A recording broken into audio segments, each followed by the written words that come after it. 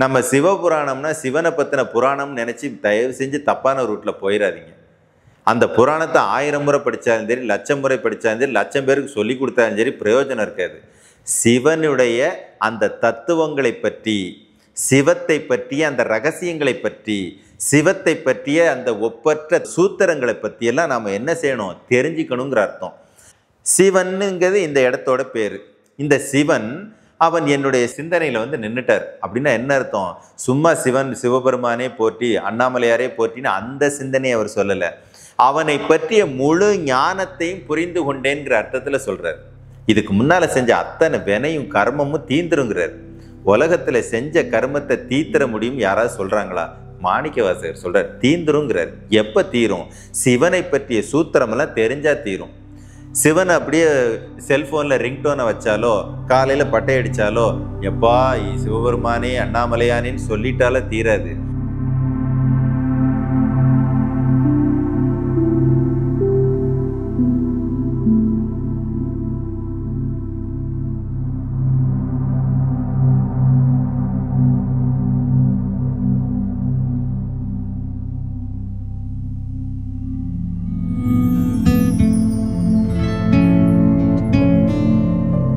மாணிக்கவாசகர் பெருமானால் அருளப்பட்ட சிவபுராணத்தை நாம் நம்முடைய பார்வையில், ஞானிகளுடைய பார்வையில் நாம் தொடர்ந்து பதிவிட்டு கொண்டே வருகிறோம். அதனுடைய கடந்த பதிவின் தொடர்ச்சியாக இன்று நாம் காண இருப்பது ஆறாத இன்பம் அருளும் மலை போற்றி. சிவன் அவன் என் சிந்தையுள் நின்ற அதனால், அவன் அருளாலே அவன் தாழ் வணங்கி சிந்தை மகிழ சிவபுராணம் தன்னை முந்தை வினை முழுவதும் ஓய உரைப்பன் யான். இதில் ஐயன் என்ன சொல்றார் அப்படின்னா, ஆறாத இன்பம் அருளும் மலை போற்றி. ஆறாத இன்பம் அப்படின்னா வற்றாத இன்பம், குறையே இல்லாத இன்பம், தீரவே தீராத சந்தோஷம் அப்படின்னா பேரானந்தத்தை சொல்றார். அந்த சந்தோஷத்தை தரக்கூடிய மலை அப்படிங்கிறார். இங்க மலை எங்க இருக்கு? அண்ணாமலை.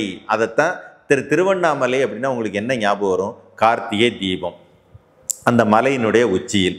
இங்கேயும் அவர் சொல்றாரு பாருங்க, அண்ணா மலை, அந்நாக்கிற்கு மேலே உள்ள மலை, ஒரு இடம், ஒரு குன்று அப்படிங்கிறத குறிப்பிடுறார். அதுக்காக இந்த இடத்துல பெரிய பாறாங்கல் இருக்குன்னு அர்த்தம் இல்லை. குன்றுனா அந்த ஜோதி எரியக்கூடிய இடம் அப்படின்னு அர்த்தத்தில் அதை சொல்றார். அந்த இடத்தினுடைய ஸ்பெஷாலிட்டி என்ன? என்றென்றைக்கும் தீராத, என்றென்றைக்கும் குறையாத பேரானந்தத்தை தரக்கூடிய இடம். அந்த இடத்தை போற்றுகிறார். சிவன் அவன் என் சிந்தையுள் நின்ற அதனால். சிவனுங்கிறது இந்த இடத்தோட பேர். இந்த சிவன் அவன் என்னுடைய சிந்தனையில் நின்றுட்டார் அப்படின்னா என்ன அர்த்தம்? சும்மா சிவன் சிவபெருமானே போற்றி அண்ணாமலையாரே போற்றின்னு அந்த சிந்தனையை அவர் சொல்லலை. அவனை பற்றிய முழு ஞானத்தையும் புரிந்து கொண்டேங்கிற அர்த்தத்தில் சொல்றார். சிந்தனையில் யாருக்கு தான் அண்ணாமலையாருடைய ஞாபகம் இல்லாமல் இருக்குது? யாருக்கு தான் ஈசனுடைய சிந்தனை இல்லாமல் இருக்குது? பக்தியாளர்கள், ஆன்மீகத்தை தேடல் கொண்டவர்கள் எல்லாத்துக்குமே ஈசனை பற்றிய ஞானம் எல்லாத்துக்கும் இருக்குது, ஈசனை பற்றிய சிந்தனை எல்லாத்துக்கும் இருக்குது. ஆனால் அவர் அப்படி சொல்லலை. நான் அவனை முழுமையாக உணர்ந்து கொண்டேன், நான் முழுமையாக அவனை புரிந்து கொண்டேன் அப்படிங்கிற அர்த்தத்தில் சொல்கிறார். சிவன் அவன் என் சிந்தையுள் நின்ற அதனால். என் சிந்தனையில் நின்றுக்கிட்டான். சிந்தனையில் நின்றான்னா இவனை இப்போ எப்படி பிடிக்கிறது? இவனை பிடிச்சா நமக்கு என்ன பலன் கிடைக்கும்? இவனால் நமக்கு என்ன செய்ய முடியும்? இவனுடைய கடைசி கட்டங்கிறது என்ன? இப்படி எல்லாத்தையும் தெரிந்து கொண்டேன். அதனால் அவன் உள்ள நின்றுட்டதுனால அவன் அருளாலே அவன் தாழ் வணங்கி, அவன் அருள் புரிந்தால் மட்டும்தான் அவனுடைய திருவடியை கூட வணங்க முடியும் என்ற ஒரு ஒப்பற்ற தத்துவத்தை சொல்றார் மாணிக்கவாசகர். நல்லா கவனிங்க. பிறப்பை ஜெயிக்கணும்னா கூட இவனுடைய அருள் நமக்கு இருக்கணும். இருந்தால் மட்டும்தான் அவன் அருளாலதே அவன் தாழ வணங்கணும். அப்போ அவனுடைய அருளை பெறுவதற்கு என்ன செய்வது? அவன் அருளாலே அவன் தாழ் வணங்குகிறேன். வணங்கிட்டு என்ன செய்கிறேங்கிறாரு? சிந்தை மகிழ, அப்படியே ஆனந்த பெருக்கில், சந்தோஷத்தோட உச்சத்தில், பேரானந்தத்தோட உச்சத்தில் சந்தோஷமாக நான் என்ன பண்ணுறேன்? சிவ புராணம் தன்னை. நம்ம சிவபுராணம்னா சிவனை பற்றின புராணம்னு நினச்சி தயவு செஞ்சு தப்பான ரூட்டில் போயிடாதீங்க. அந்த புராணத்தை 1000 முறை படித்தாலும் சரி, 1,00,000 முறை படித்தாலும் சரி, 1,00,000 பேருக்கு சொல்லி கொடுத்தாலும் சரி, பிரயோஜனம் இருக்காது. சிவனுடைய அந்த தத்துவங்களை பற்றி, சிவத்தை பற்றிய அந்த ரகசியங்களை பற்றி, சிவத்தை பற்றிய அந்த ஒப்பற்ற அந்த சூத்திரங்களை பற்றியெல்லாம் நாம் என்ன செய்யணும், தெரிஞ்சுக்கணுங்கிற அர்த்தம். அப்போது சிவன் அப்படின்னா சிவனை பற்றி சுற்றி பின்னி பிணைந்துள்ள அந்த தத்துவங்கள் ரகசியங்கள் என்ன நமக்கு சொல்ல வருதுங்கிறது தெரியணும்.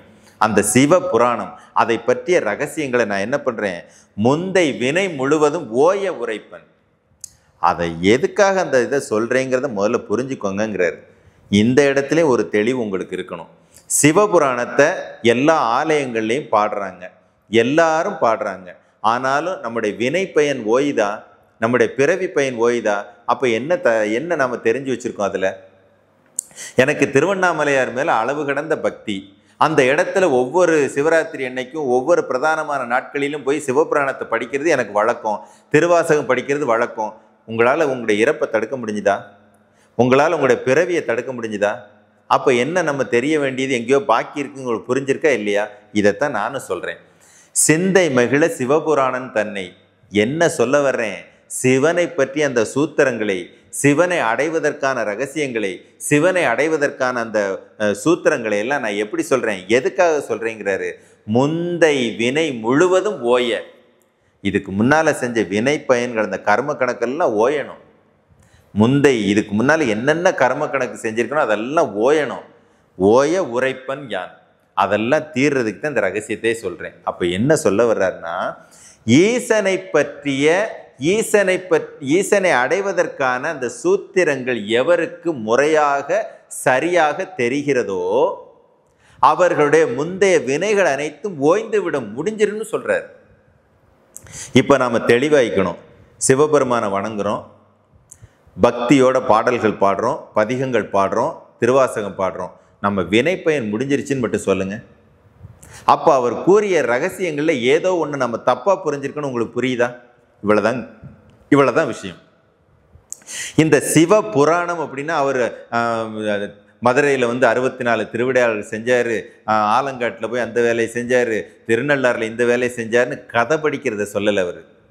அது சொல்லக்கூடிய தத்துவம் என்ன, அது உணர்த்தக்கூடிய சூத்திரம் என்ன, அந்த சூத்திரத்தினால் என்ன பயன், முந்தை வினை முழுவதும் ஓய்ந்து விடும், முடிஞ்சிருங்கிறார். இதுக்கு முன்னால் செஞ்ச அத்தனை வினையும் கர்மமும் தீந்துருங்கிறார். உலகத்தில் செஞ்ச கர்மத்தை தீர்த்திர முடியும் யாராவது சொல்கிறாங்களா? மாணிக்கவாசகர் சொல்கிறார், தீந்துருங்கிறார். எப்போ தீரும்? சிவனை பற்றிய சூத்திரமெல்லாம் தெரிஞ்சால் தீரும். சிவனை அப்படியே செல்ஃபோனில் ரிங்டோனை வச்சாலோ காலையில் பட்டை அடித்தாலோ எப்பா சிவபெருமானே அண்ணாமலையானேன்னு சொல்லிட்டாலே தீராது. அவரை பற்றிய மறைந்திருக்கக்கூடிய சூத்திரங்கள் நமக்கு உணர தெரிந்தால் கர்ம கணக்கே ஜீரோ ஆகுன்னு நான் சொல்லலையப்பா, மாணிக்கவாசக பெருமான் சொல்கிறாரு. ஐயனே, இவனை பற்றி முழுசாக தெரிஞ்சுக்கோ, மக்களே அவனை பற்றின ரகசியங்களை தெரிஞ்சுக்கோங்க, உங்கள் முந்தை வினை முழுவதுமே ஓய்ந்து விடும்னு கேரண்டியாக சொல்கிறார். அவர் என்ன தெய்வீக பிறவி, அவர் சொல்கிறது பொய்யா இருக்குமா? அப்போ நம்ம புரிந்து கொண்ட இடத்தில் தவறு இருக்குன்னு அர்த்தம். சரியாக புரிந்து கொண்டால் கர்மக்கணக்கு நேராகிவிடும் என்பதை நமக்கு தெளிவாக புரிய வைக்கிறார். மீண்டும் சந்திப்போம். குருவே சரணம்.